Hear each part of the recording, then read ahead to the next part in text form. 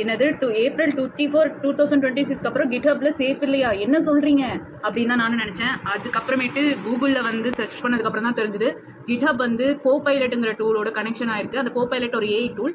அந்த டூலை வந்து ட்ரெயின் பண்ணும் அப்படிங்கிற ஒரே காரணத்துக்காக கிட்ஹப் வந்து கோபைலட்டோட மெர்ஜ் ஆயிருக்கிற காரணத்தினாலையும் உங்கள் டேட்டா, அதாவது உங்களோட கிட்ஹப் டேட்டாவை எல்லாம் ட்ரெயின் பண்ணுறதுக்கு, ஏஐ மாடலில் ட்ரெயின் பண்ணுறதுக்கு யூஸ் பண்ண போகிறாங்களாம். ஸோ அதில் உங்கள் ப்ரைவேசியும் இருக்கும், ரொம்ப கான்ஃபிடென்ஷியல் இஷ்யூஸ் இருக்கும். ஸோ அந்த மாதிரி ஆகாமல் இருக்கிறதுக்கு என்ன பண்ணலாம் அப்படின்னு சொல்லி சர்ச் பண்ணப்போ தான் இந்த கோபைலட்டுங்கிற ஆப்ஷன் வந்து செட்டிங்ஸ்குள்ளே போயினும் வரும். செட்டிங்ஸில் ஃபியூச்சர்ஸ்னு வருதுங்க இல்லையா, அந்த ஃபியூச்சர்ஸை கிளிக் பண்ணிவிட்டு இங்கே வந்து பார்த்தீங்கன்னா இது வந்து உள்ளே நான் என்ட்ரி ஆகும்போதே எனக்கு வந்து இது என்னேபிளில் தான் இருந்தது.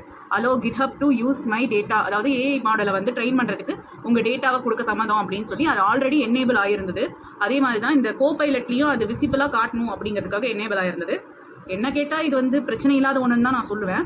அதுவும் 26க்கு அப்புறமேட்டு, அதாவது ஏப்ரல் 26, 2026 அப்புறமேட்டு இந்த ப்ராசஸ் வந்ததுன்னா நீங்கள் ரொம்ப கான்ஃபிடென்ஷியலாக இப்போ ஏதாவது ஒரு பேங்க் ரிலேட்டடாவோ இல்லை வேறு ஏதாவது ஒரு பர்சனல் ரிலேட்டடாவோ ஏதாவது ஒன்று வச்சுருப்பீங்க.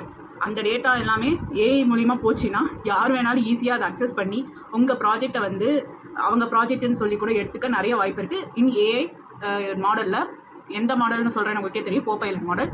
ஸோ நீங்கள் வந்து கேர்ஃபுல்லாக ஹேண்டில் பண்ணும். இந்த இதெல்லாம் டிசேபிள் பண்ணிடுங்க. அப்போ தான் உங்களுக்கும் சேஃப். அந்த ஏஐ மாடல் கிட்டேருந்து தப்பிக்கணும்னா சில பேர் என்ன சொல்கிறாங்கன்னா, இது கிட்ஹப்ல யாரெல்லாம் பெய்டு யூசர்ஸோ அவங்களுக்கு எடுக்கிறது இல்லைன்னு சொல்கிறாங்க. பட் ஃப்ரீ யூசருக்கு இந்த ஆப்ஷன் இருக்கும்போது இதை டிசேபிள் பண்ணி வச்சுக்கோங்க. இல்லை எனக்கு வந்து எடுத்தாலும் பிரச்சனை இல்லை அப்படின்னா உங்கள் சாய்ஸ் தான். ஸோ சொல்கிறது சொல்லியாச்சு. உங்கள் ப்ரோக்ராம்ஸை நல்லபடியாக பார்த்துக்கோங்க. தேங்க்யூ ஃபார் வாட்சிங்.